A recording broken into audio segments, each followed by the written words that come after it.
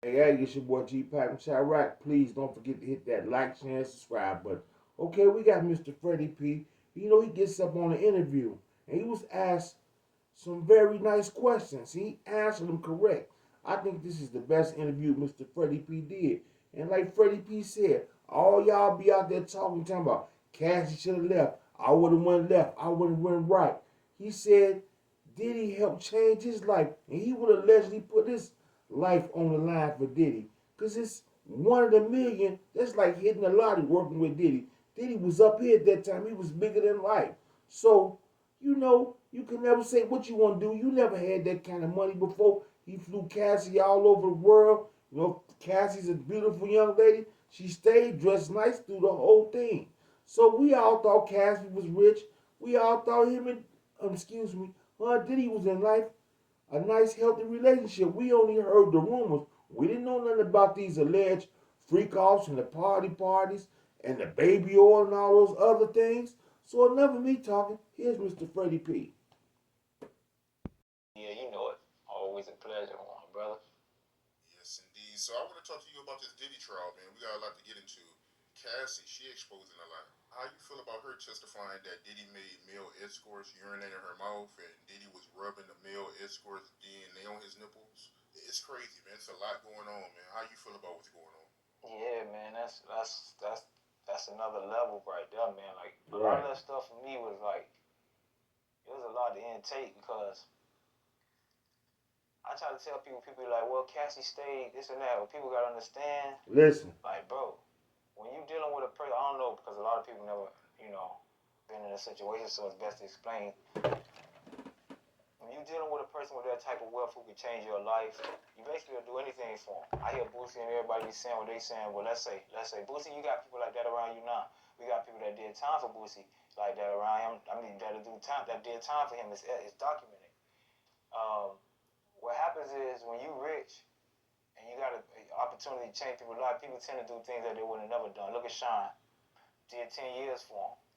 Um, Me, I would have took a life for him. I ain't gonna lie, I told y'all that Whoa. plenty of times just by the loyalty because of what he did for me and my what the opportunity was for me and my family. So I can imagine what Cassie and everybody else had to go through for so long. So many people had to keep that secret. Like Right. we like since no, people don't understand. Like I'm 43. Since I was in school, we've been hearing rumors, but nothing concrete like this. So when you hear this finally, and then he have to admit to this because he's trying to plead his innocence. So things that's already documented, he know the feds got evidence of, he have to admit to it in front of his family, in front of his daughters, in front of everybody. You get what I'm saying? And for so long, so many people kept that secret. I don't know how.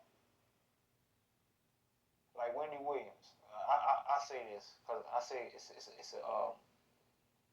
a repetitive cycle of mysterious violence, like mysterious things that happen to people that know about this situation before we did.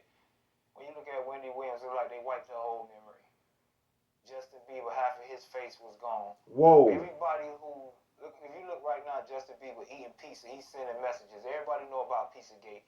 When you go through Instagram, you start once you get knowledge of what's going on in Pizzagate, then you go back and do your history of how long they. You heard what he said? You heard that jewel he dropped? Look at Wendy Williams.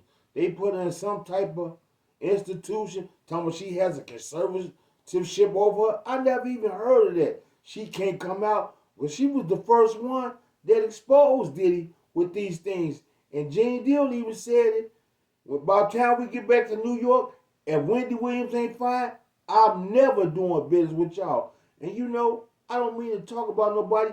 We got we have a lot of people with mental issues walking around Chicago. They ain't in no place like that. They ain't got no conservatorship, and they just live on the streets. So that's something strange. And he said, you see Justin Bieber tripping. Man, this is crazy. Go ahead, Freddie P. Puffy. It's a culture. It's the people that's around them. It's Hollywood. It's Hollyweird. It's who they are. They belong to that. I don't know why people be seeming so amazed with what's going on right now. Right. They belong to Satan. You get what I'm saying? That's the agendas they put is in your face. So some people just have to understand that when you're dealing with a person like that, you tend to do anything for them because if you don't, you go back to nothing. Right. And the longer you around a person, the further you come from, you remove yourself from nothing. What I mean is, you don't want. If I go to the 12th grade, I don't want to quit school. Right. That's like everybody didn't understand with the band. Okay, the more I did, I walked for cheesecake. I did this, so yeah, it was humiliating, but I'm getting closer and closer to my goal, and that's probably how she felt and all these other women felt dealing with that situation. I'm getting closer and closer to the promises he made. I'm getting closer. Yeah, I don't want to walk away after I don't. All right, you accepted one pin in your mouth. The second one, you might feel a little different about. You like, I done took one and two. Before you know it, it's 3, 4, 5, and it's behavior. Whoa. So when people say she stood there, she took it willingly. Yeah, some nights, like I said, a woman gonna do what her man do. You know what type of depending on what type of nigga she got. Every female, that's just who they are. And if you got money, they times 10. Right. So I feel like it goes back to the other interview we did. A lot of people got hurt trying to keep Puff secret. Puffy could have dodged an indictment if he had just been himself. But being himself didn't give him the key to the thugs. It didn't give him the key to the men that attracted him. It didn't give him the key to the men that attracted Clive and all his friends. And you think of who started Uptown, is it? We think of Kim. She gone. Yep. Hemi D, gone. Albie Shore, down there white now. Puff. Last Man Standing. Yep. And Andre Harrell. All these people knew Puff's secrets. All these people have been around him since day one. If you're around a person like that from day one, I'm pretty sure you know everything about him. To the people that's insensitive to the victims, I just want y'all to remember that his right-hand man, his name is Harv Pierre. He's filed charges against him. Sexual assault. Whoa. Is your child struggling with a gaming addiction?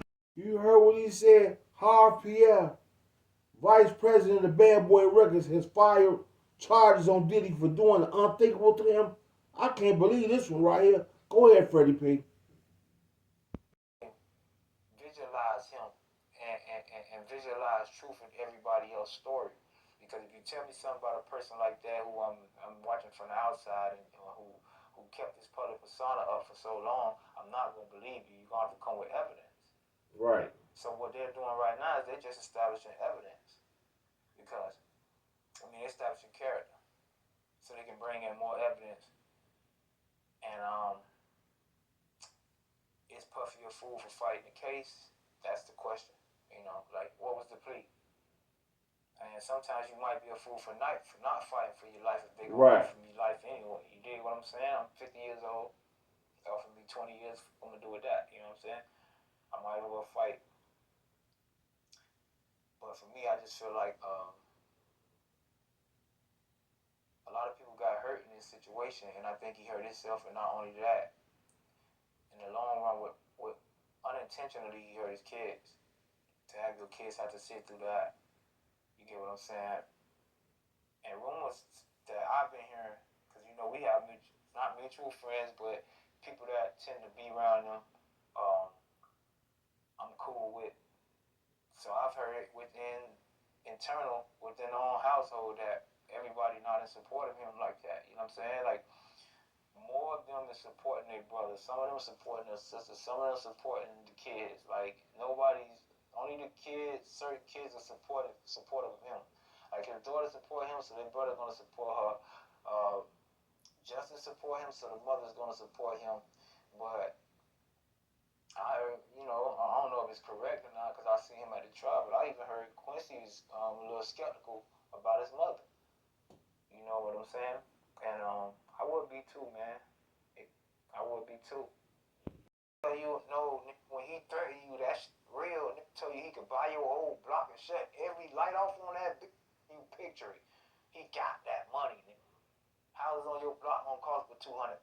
You get what I'm saying? So for a long time, I had PTSD before I knew what it was. Right. I just figured out what it was maybe like 7, 8 years ago, just by social media and just learning. How we learn in this new age from sharing information what PTSD was. You can ask anybody in Miami, everybody couldn't understand why I was riding around with a vest everywhere. I slept in one. So I can imagine what a female feel like getting a threat from him. Right. What a female, when a man's tracking your phone, beating up your exes, blowing up cars, you scared to go. If I kept you in a hole all day and you starve yourself, Listen to this. bread in that hole, you're gonna eventually, yeah, I gotta eat.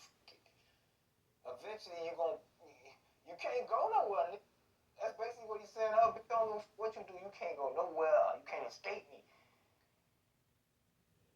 Threat from him. What a female, when a man's tracking your phone, beating up your exes, blowing up cars, you scared to go. If I kept you in a hole all day and you starve yourself, but I keep putting bread in that hole, you're gonna eventually, yeah, I gotta eat. Eventually, you can't go nowhere. That's basically what he's saying. Huh? What you do, you can't go nowhere. You can't escape me. And a lot of this wasn't because he loved her. A lot of this is because she was in too deep. If you leave, you gotta die. And it makes sense of why you would kill or why Kim would die at an early age. No disrespect to her kids. I'm just being honest. Right. Puffy may have got away with a lot of stuff.